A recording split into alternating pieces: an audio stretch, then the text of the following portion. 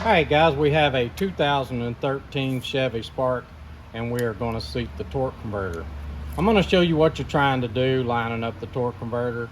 So watch this little clip before we actually seat the converter. Okay, so you see at the end of the torque converter neck that you have two slots for the pump gear to ride in. Okay, so down in the torque converter you see the splines. When you're turning that converter, that's what you're trying to line up, is those splines. You've seen the splines in the torque converter, and what they would be splining up to would be these splines for your stator and your input shaft, and your pump gear is inside of the housing. And the hardest ones to line up is the pump gear itself. Okay, so you've seen what you're trying to line up, and now let me show you. What I'm going to do is give you measurements. I'm going to seat the converter, but I'm going to give you measurements to show you how far that it should be back in the transmission.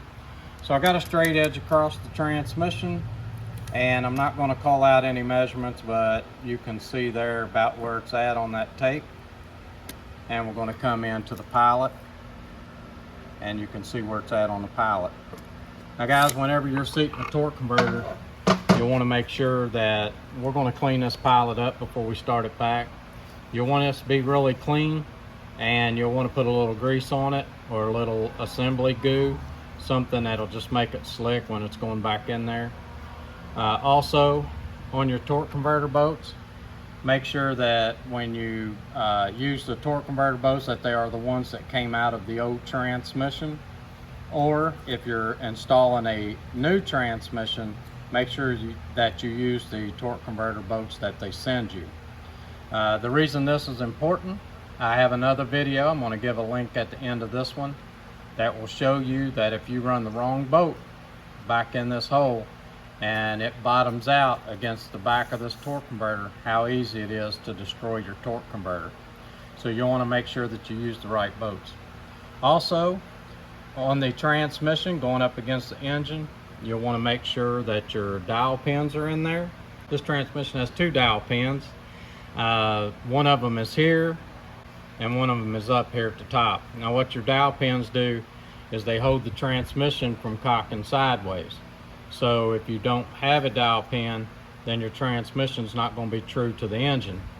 So what you would have is the transmission would be a little bit sideways, but your torque converter would be true with the engine, and you would wear the neck of the torque converter down. And then on the outside, this is the part that I was talking about would wear really bad. If you had the dowel pins out, it would wear on this, on the side of the converter, somewhere around the converter, whichever way that it was not true to the engine, you would get that wear. What it would do is it would start leaking after the vehicle was driven for a month or so, maybe not that long, maybe a week, but it would eventually start leaking transmission fluid out because it would be wearing, and that pump seal could not hold the fluid pressure that was getting by the bushing. Okay, so seating your torque converter, it's a good idea to put a little grease around this, and then all you do is hold the weight of the converter with this hand.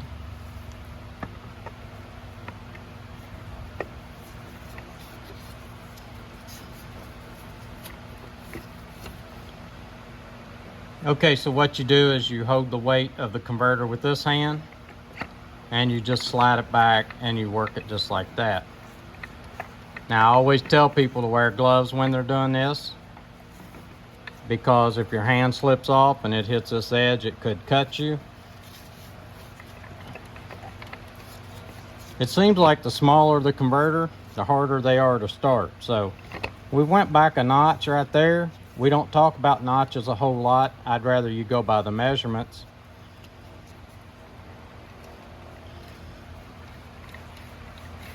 And what you'll do is just work it back and forth.